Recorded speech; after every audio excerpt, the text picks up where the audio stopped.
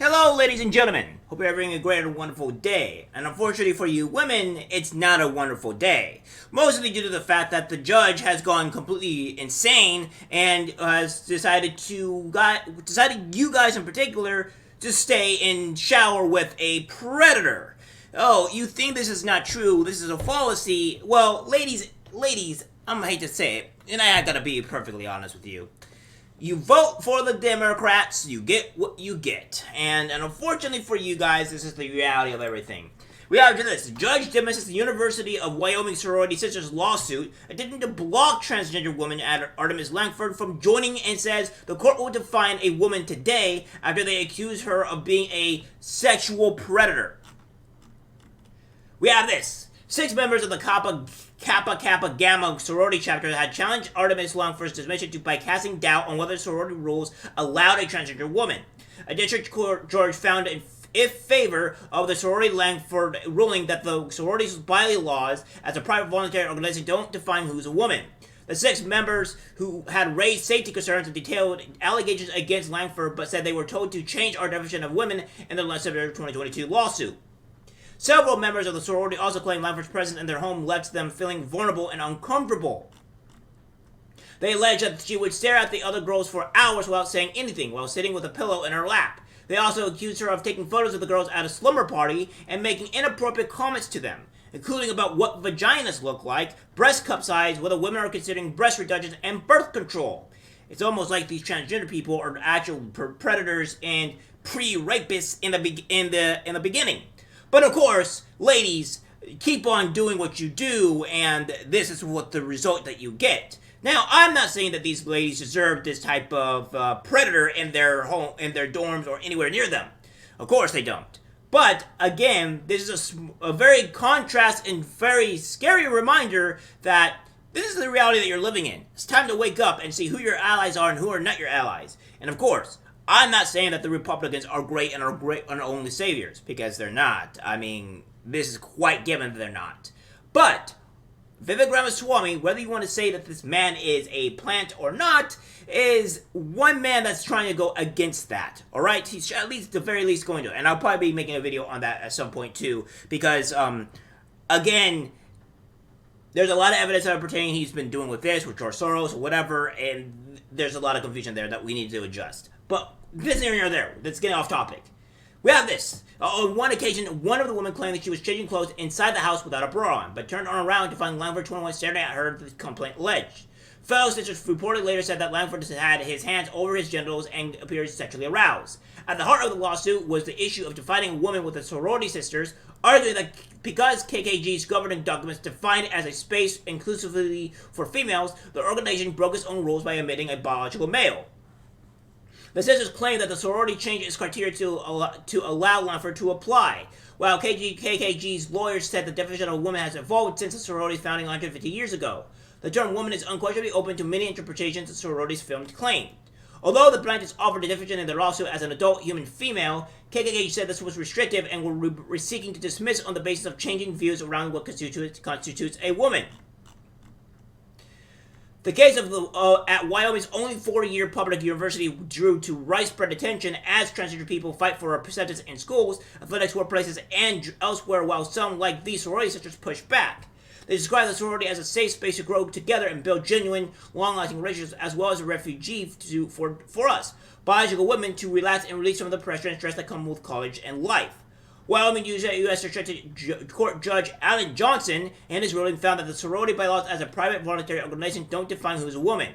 A federal court cannot interfere with the sorority chapter's freedom of association by ruling against its vote to induct a transgender woman last year, Johnson ruled Friday. With no definition of a woman in sorority bylaws, Johnson ruled that he could not impose the Sixers definition of a woman in place of the sorority's more expansive definition provided in court. With its inquiry beginning and ending there, the court will not define a woman today. Johnson himself, an alumnus of the university who was honored by the school as a district's alumni in 2015, wrote.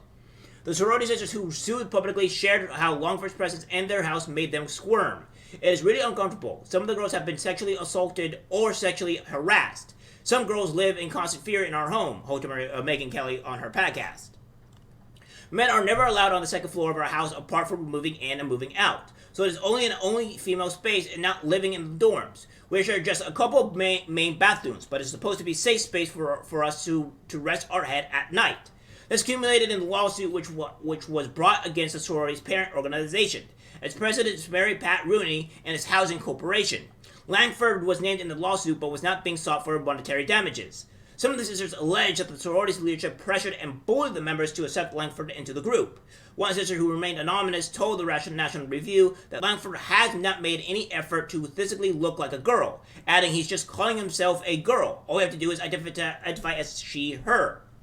In a response to the complaint were photos of a number of text exchanges between sorority members that implied there were a couple that were doubt among sisters as to whether or not the allegations against Langford were made up. This sworn allegation appears to be a game of telephone after one sorority sister told a drunken story to another who repeated the story, reading the following on behalf of Langford written by the attorney Rachel Berkness.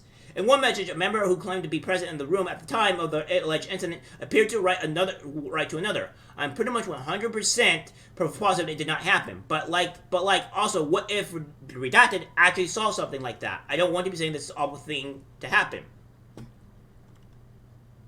So, another exchange room, I don't think she was being serious because I watched him the whole time. He was standing there in the doorway for like 2 seconds and he didn't get a bigger eye. I'm going to assume that's what it is.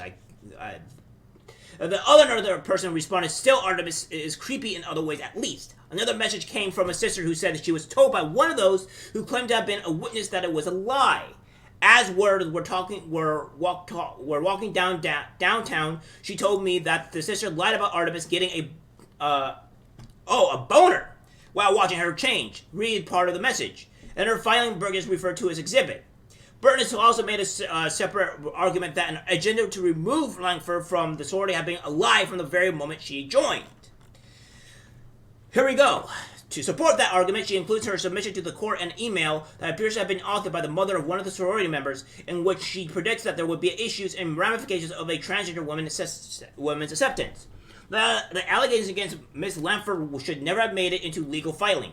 They are nothing more than cruel rumors that mirror exactly the type of rumors used to vilify and dehumanize members of the alphabet community for generations, and they are baseless, Burton said in the email following the ruling.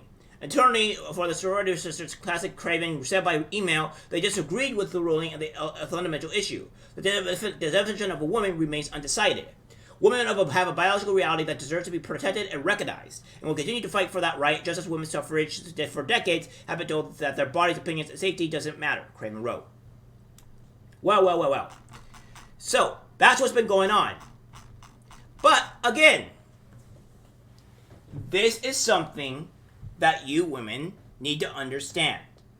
And the reason why, I'm not saying all women, but a lot of you, and especially the younger ones that are all around here, are saying that you are accepting these trans people, you're accepting these trans men, right? Or trans women, or what have you, right? Well, guess what's going to end up happening? Exactly this. Now, don't be surprised when some of these women actually get great, when some of these women have horrible nefarious things when the court rule like this. Wyoming is just not a place to be at for any woman at all, because your rights are pretty much out the door with Wyoming. You have no rights in Wyoming. Just get out and try to survive somewhere else. But the fact of the matter is that you guys are voting for this. Look at Vivek Ramaswamy. Look at Donald Trump. As much as you probably hate him, because he touches your feelings in some way, and that's the problem. But guess what? At some point or another, you're going to have horrible ramifications. And these are one of the ramifications. Alright? Why should I care as a man what's going to happen to you specifically? Because it doesn't bother me. It just allows me to have more access to you. In a more nefarious way. Now, I'm not saying I'm going to go and do this. But there's plenty of men that are going to. Such as this guy here. And if you continue to keep on defending the transgender community, to keep on defending these people that obviously don't care about you, your rights, or your well-being, this is what you're going to get. This is the reality that you're facing. And it's horrible news to hear about this, but this is the reality that has to wake you up. And unfortunately for you, this is just what you're going to be dealing with. It's a horrible and dark day. And I feel bad for all the kids that have to deal with this. All the kids. Because it's not really just the adults that are going to really suffer. It's going to be the kids that are going to suffer. It's because of your horrible decisions that causes it. It's a dark day for you, ladies. I wonder when you're going to wake up. Like, subscribe, share. As always, have a safe day.